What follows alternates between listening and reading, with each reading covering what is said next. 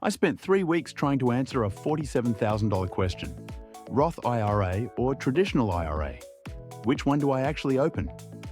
Every article I found said the same thing. It depends on your tax bracket. And then gave me a chart I did not know how to read.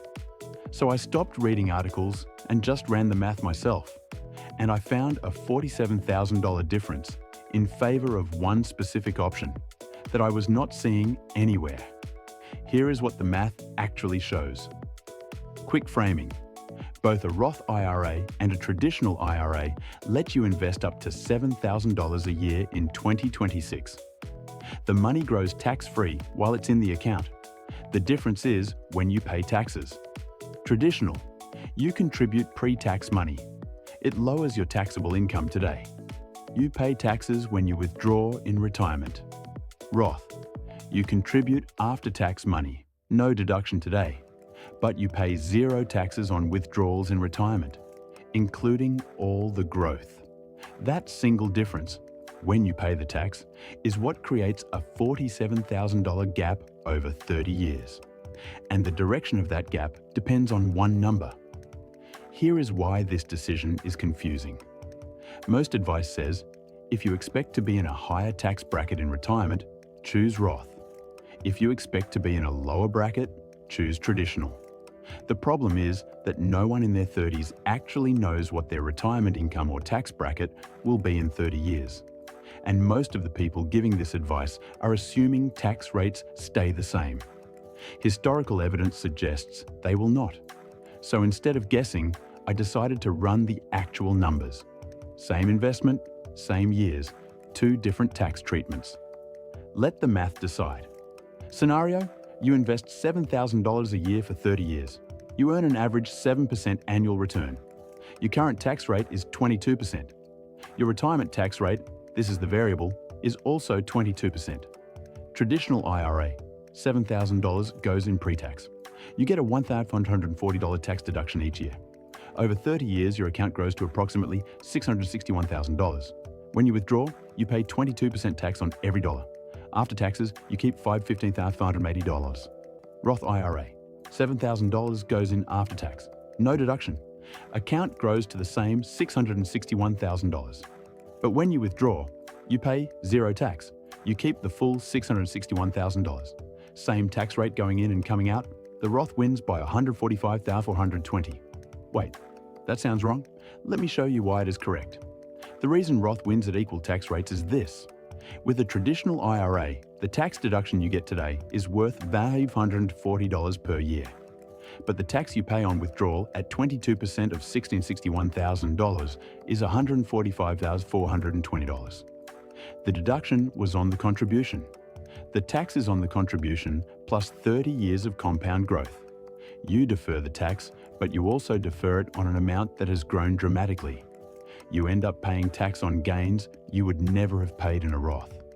The only scenario where Traditional wins is if your retirement tax rate is meaningfully lower than your current tax rate, specifically more than a few percentage points lower. Here is what I found when I ran all the scenarios. Current rate 22%, retirement rate 22%, Roth wins by $145,000. Current rate 22%, retirement rate 15%, Traditional wins by $47,000.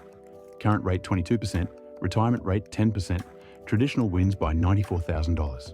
Current rate 12%, retirement rate 22%. Roth wins by $211,000. The question is not, what is my bracket now? The question is, will my retirement tax rate be significantly lower than my current rate? If you plan to have significant retirement income, Social Security, pension, rental income, required minimum distributions from a 401k, your retirement rate may not be as low as you think. Here is the thing I got completely wrong when I started researching this. I assumed I would be in a lower tax bracket in retirement because I would be spending less. That assumption ignores required minimum distributions. Starting at age 73, the IRS requires you to withdraw a minimum amount from Traditional IRA and 401k accounts every year, whether you need the money or not. Those withdrawals are taxable income. If you spend 30 years building a large Traditional IRA, You may find that your RMDs push you into a higher bracket in retirement than you were in during your working years. A Roth IRA has no required minimum distributions, ever. That one fact changes the analysis for most people under 40. Here is the framework I use now. If you are under 40 and in the 22% bracket or below, Roth IRA is almost always the right choice. Your tax rate at 22% is historically moderate. Roth lets the growth compound tax-free for decades, and you avoid RMDs entirely. If you are in the 32% bracket or above, run the specific math. At high income, the traditional IRA deduction today is worth more, and a Roth income limit may apply anyway. There is also a middle option most people skip: contribute to both. You can split the $7,000 annual limit between a Roth and traditional IRA.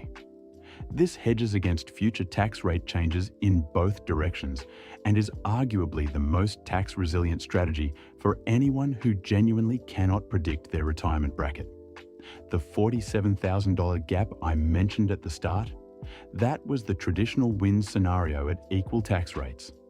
But in the scenario that actually applies to most people under 40, current rate 22%, retirement rate not dramatically lower, Roth wins by 6 figures.